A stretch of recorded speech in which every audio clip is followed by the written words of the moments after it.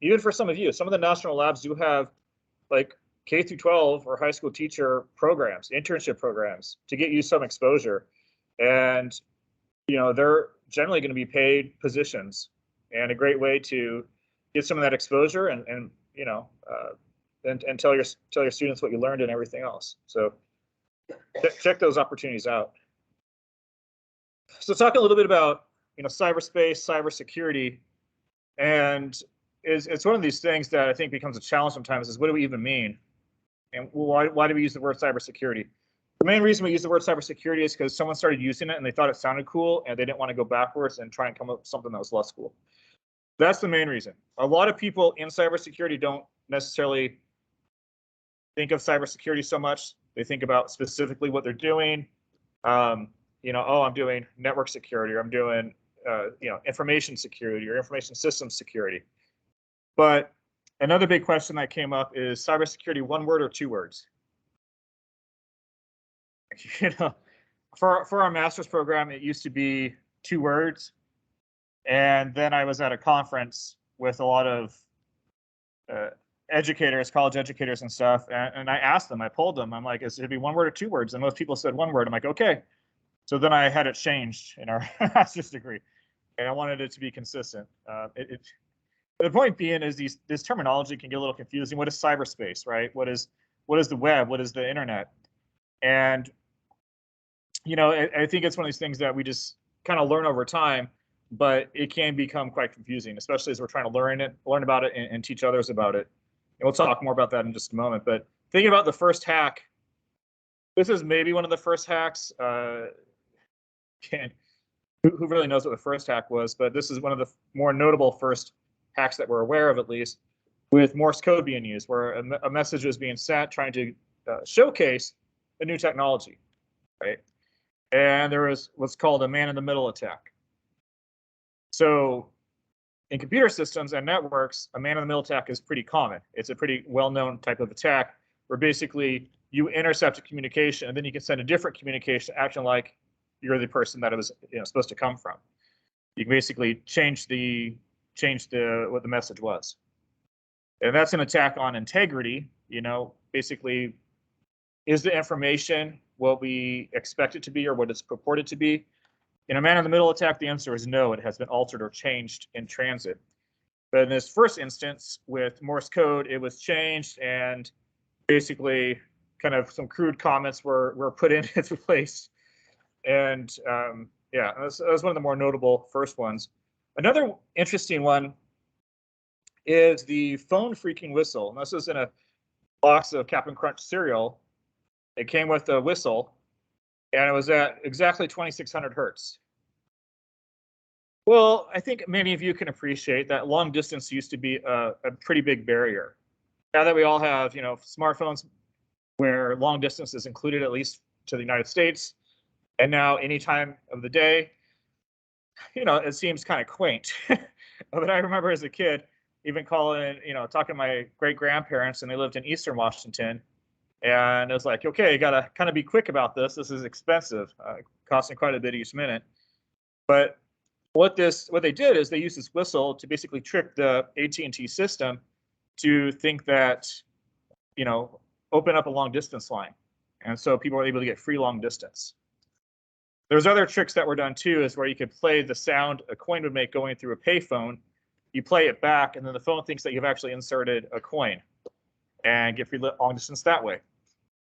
So again, one of the earlier types of hacks, a whistle. Catch me if you can. This is one of the first computer mainframe viruses on a computer mainframe on ARPANET, which was the name of the original internet that was developed in the late 60s. And basically, it was a way to, in some ways, test, how secure the system was. And as a lot of these early proof of concept types of malware or malicious software showed, is not as secure as we would hope. Okay. Another example of this, and the other one was 1971. 1988, 17 years later, the Morris worm came about. And I'll show a short video on the Morris worm on Wednesday. But again, this is kind of a proof of concept thing. It wasn't really meant to cause harm. It didn't destroy any data. But what it really did do is it went out of control.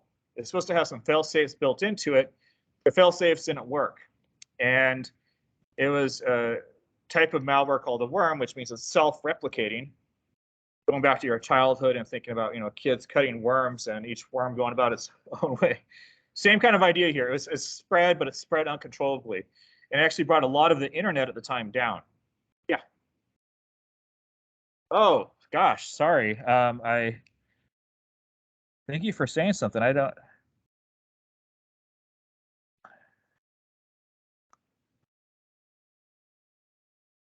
know why that's not showing.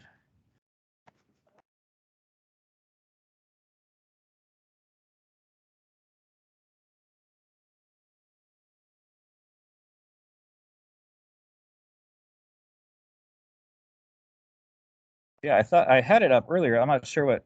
Does anyone know how long it's been down like that? For hours?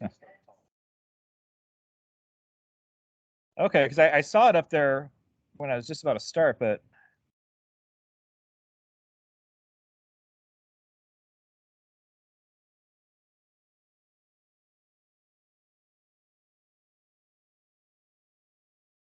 okay. Well, the slides are up here in the shared Google folder. I'm not sure what's going on, but let me just try and. Yeah, the projectors are on. Well, it was on black, then I undid it, but.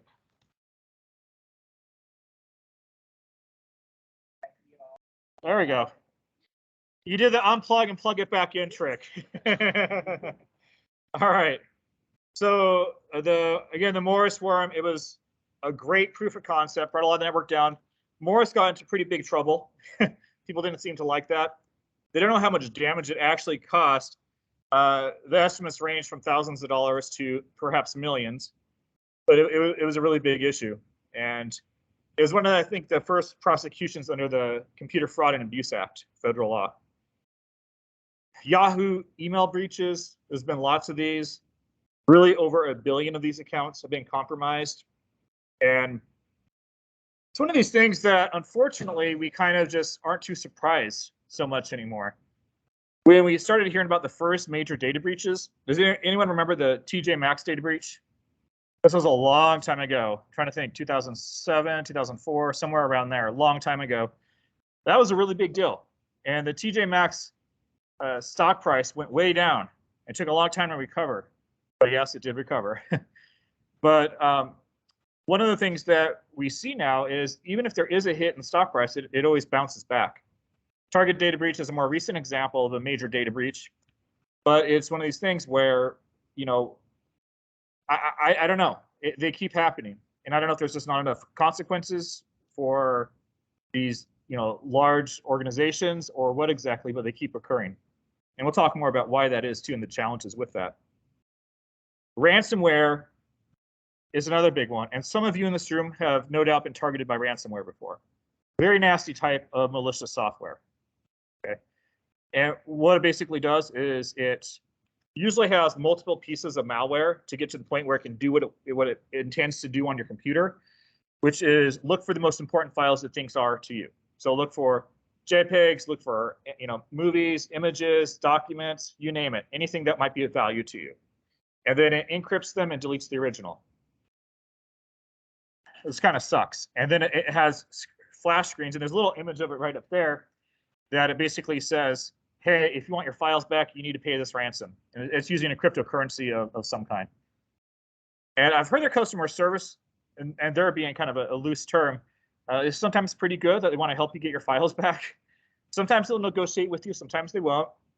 And sometimes it could be anywhere from a few $100s to sometimes a couple $1,000s to get your files back.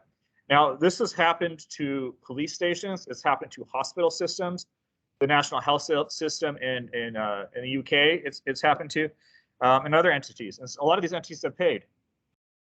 Now, if you pay, doesn't mean you're going to get your files back. Maybe.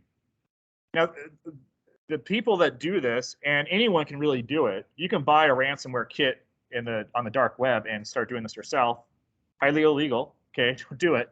But I'm just saying, on the dark web, you can actually buy a lot of this kind of pre-configured, and you can launch your own malware attacks using ransomware and try and make some money, hoping you don't get caught and thrown into federal prison. But most of these organizations have an incentive to release your files, because if no one does it, then of course people aren't going to pay the ransom. And so, there's maybe 50-50 likelihood that you get your files back. But sometimes if you don't pay, there's a 0% likelihood that you can do it. Now, some of this ransomware, it's like any software that's developed, okay? It has versioning control. It gets better and better. They try and fix bugs. The bugs they're trying to fix are loopholes to try and get your files back without paying. And there have been some, I remember reviewing a conference paper before where this team did some research looking at different versions of ransomware. And there are some that you could recover your files through doing different techniques. Others, again, they keep getting better and better. In other words, worse and worse. Right. So any similarities you see in these attacks? Any common threads? Yeah, a lot of times destruction. Even if that wasn't the original intent, like the Morris worm, it could still be very, very destructive. Anything else?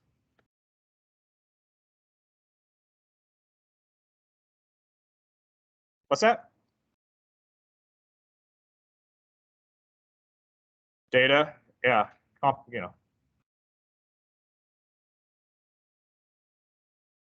lot of these, now some of these attacks, some of these data breaches, like Target, for example, in Yahoo, those were targeted attacks.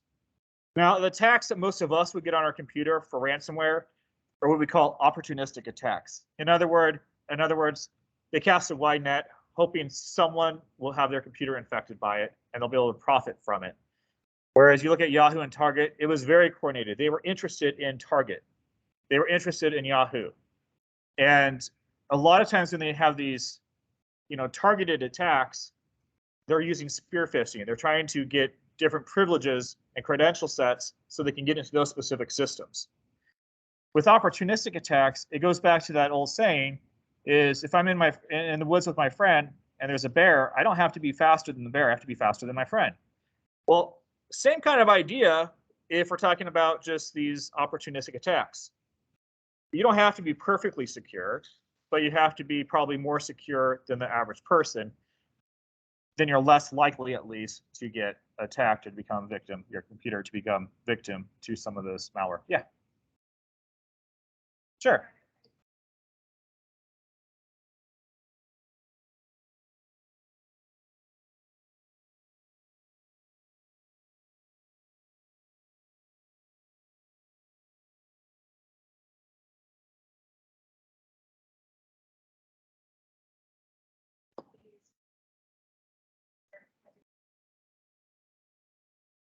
Yeah.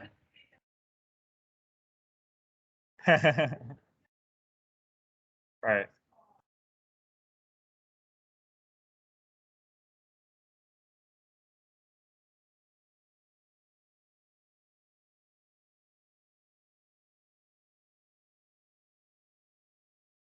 Right.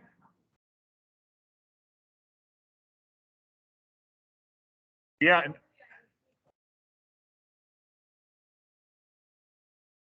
Right, and a lot of times it's not just one thing. It's this again. It gets one little bit of malware on your computer, and then it maybe tries to that malware will sometimes go trying to find another bit of code to download to your computer and keep trying to build it up so it has enough power to basically do what ransomware does. And ransomware, we kind of think more of it in something like the last 8 years or so, where it's really taken off. But ransomware, in one form or another, has been around since I think '89. It's kind of one of the first documented cases. And that's when these floppy disks were actually mailed out by an organization that was supporting AIDS outreach and research and stuff. But someone basically inserted some malware on it and was calling for a ransom to get people's computers back. And there's been some other cases in the 90s and stuff, but it's really taken off more recently. And it's, like I said, it's nasty. And a lot of the cases I know about, I've had plenty of people I've known that have had ransomware on the computer personally. And it's usually, we think back to what sometimes people used to say is, okay, if your house caught on fire and you had a chance to go back in for one last thing, assuming your pets and the people are out safely, what would it be? And what would people often say? What's that? Pictures. Yeah, a lot of times people say pictures, my photos. You know, those are so precious to people. Well, a lot of times now they're taken with the phone or something, and people assume that Google or Apple or whatever has stored backups of them. Maybe they've used another digital camera of some kind, and they think they have backups, but maybe they don't. And so this is kind of the fire of the 21st century with respect to our images and other precious memories oftentimes. And so how we defend against this has to change too. Having really, really, really good backups, multiple places that you trust, and keep them secure.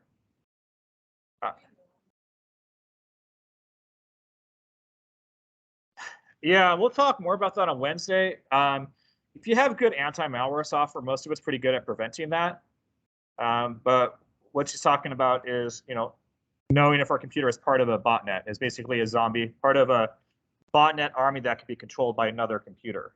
And a lot of people don't. And it used to be estimated, this was years ago, that 1 out of every 4 computers was part of a botnet.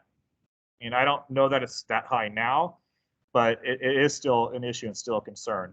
Because someone could be using my computer, if it is a zombie, to basically either process cryptocurrency or to try and be part of a DDoS attack, a distributed denial of service attack, or something else. Basically, they can use my computer resources and my network and everything else without me knowing about it. Yeah, or IoT devices. And IoT devices have been used to launch a DDoS attack before, a major one. I think this was back in 2017 or 2018, where it took down a lot of name servers on the East Coast. And yeah, it was very, very destructive, very, very powerful, what can be done with it. You don't need a lot of processing power, but if you have enough devices, even with a tiny bit of processing power, it can do a lot of damage. War games. Again, highly recommend this movie. It's thinking back through the stages of hacking and how someone enters the system and everything, it's great in how it shows it. The other thing that was terrifying about it for me is it really plays on the whole Cold War era in the 80s. And I remember growing up in the 80s and writing a letter to the president and basically saying, we need to get rid of all nuclear weapons. Nothing good can come of this kind of thing. Of course, I got a canned letter back. Thank you for your, yeah. But these concerns about what computers and how computers and networks were evolving was very, very real. When Kevin Mitnick, an infamous hacker, at the time a malicious hacker, and has since come to the dark side, does consulting for different companies as well as KnowBe4, which is a company that focuses on the human factors. When he's being sentenced, he's basically, no access to a computer, no access to a phone. They were afraid that he was going to pick up a phone and whistle a certain way, call NORAD, which is where the nuclear arms are controlled in the United States, call NORAD and whistle and launch a nuclear attack.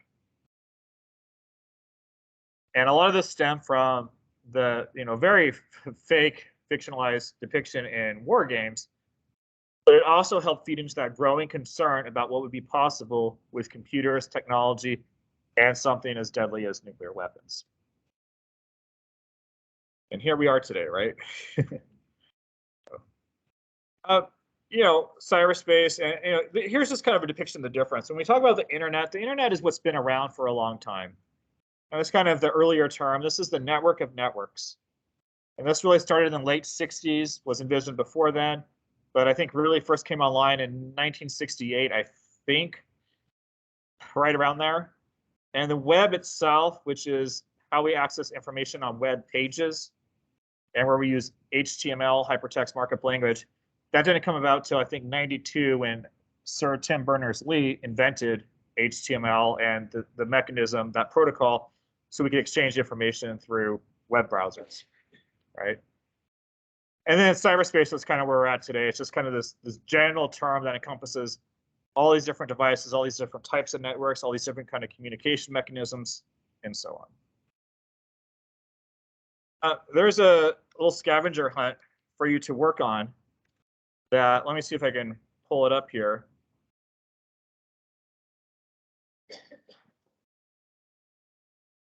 And this is a good activity for you. It's a good activity for your students because it kind of makes sure you, and this is from Teach Cyber. Okay, I try to make sure when I'm getting materials from other sources, I keep that there.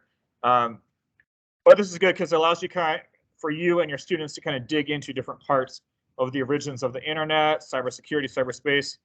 And it's a few pages long. And you know what I'd suggest is you're welcome to work in teams if you like. You can even say you take odd questions, I take even questions. But just spend a few minutes working on this and seeing what you can find out. That's okay. I don't know why it's.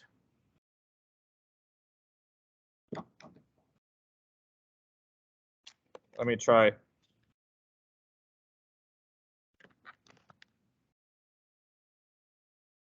I feel like it's gonna come back on again.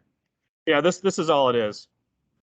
Again, it's found on the Google shared Google Drive under today's activities. Anyone have any trouble finding it? There's a Word document version, Microsoft Word version in there. So if you want to actually fill it out, you can. And there is an answer key for this activity as well.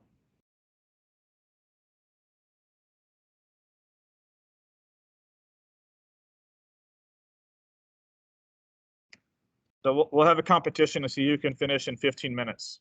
You can work in teams.